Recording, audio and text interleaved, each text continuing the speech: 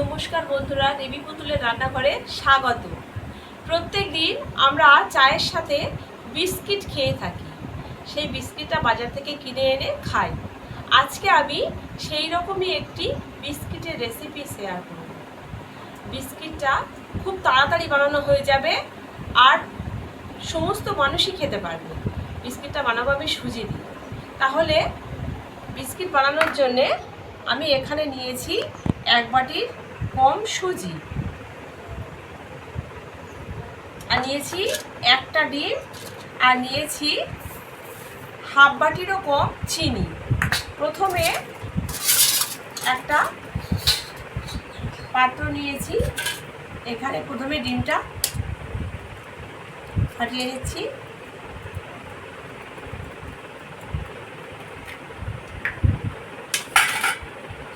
এর মধ্যে দিয়ে দেব চিনি। চিনি আর ডিম খুব ভালো করে ফেটিয়ে নেব।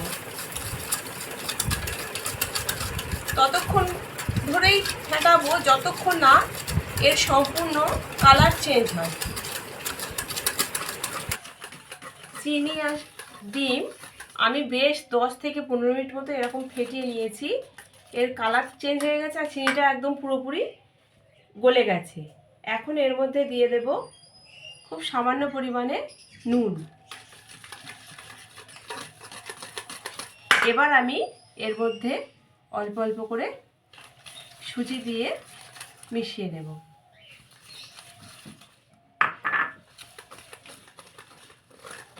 এবার হাত দিয়ে মাখিয়ে নেব। সুজিটা হাত দিয়ে আমি মাখিয়ে নিয়েছি। এখন আমি এটাকে ঢাকা দিয়ে 15 মিনিটের জন্য রেখে দেব, যাতে সুজিটা ফুলে ওঠে।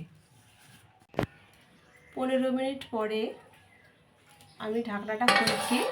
সুজিটা একদম টাইট হয়ে গেছে, আর আমি এখানে হাতে একটু সাদা তেল মাখিয়ে নিচ্ছি। এবার এর মধ্যে থেকে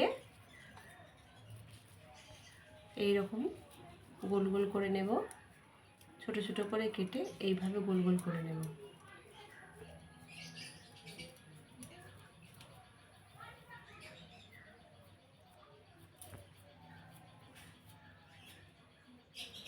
গোল গোল করে কেটে এইভাবে হাত দিয়ে ঘুরিয়ে চ্যাপটা করে নেব। নিয়ে একটা চামচ দিয়ে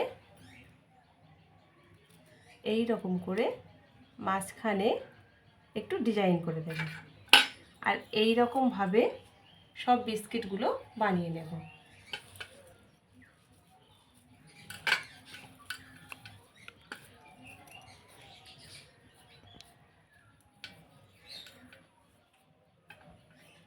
আবারও একটা বানিয়ে দেখাচ্ছি।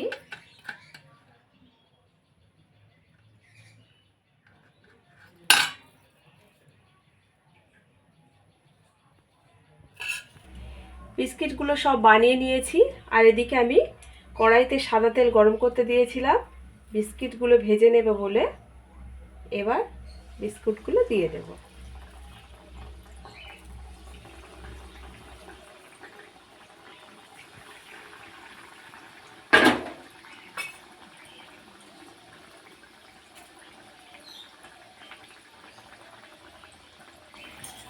বন্ধুরা, বিস্কিটগুলো আমি একদম মিডিয়াম ফ্লেমে ভেজে নিয়েছি, আর এর কালারটাও চেঞ্জ হয়েছে, সুন্দর কালার এসে গেছে। এখন বিস্কিটগুলো ভাজা হয়ে গেছে, এগুলোকে তুলে দিচ্ছি। আর এই একই রকমভাবে সব বিস্কিটগুলো আমি ভেজে নেব।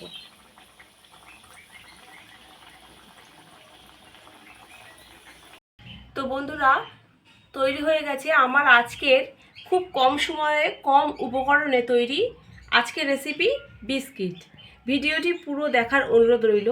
আর যদি ভালো লেগে থাকে লাইক শেয়ার কমেন্ট করে জানাবেন। চ্যানেলটিকে সাবস্ক্রাইব করে আমার পাশে থাকবেন। আজকের মতো এখানেই শেষ করছি। ভালো থাকবেন, ধন্যবাদ।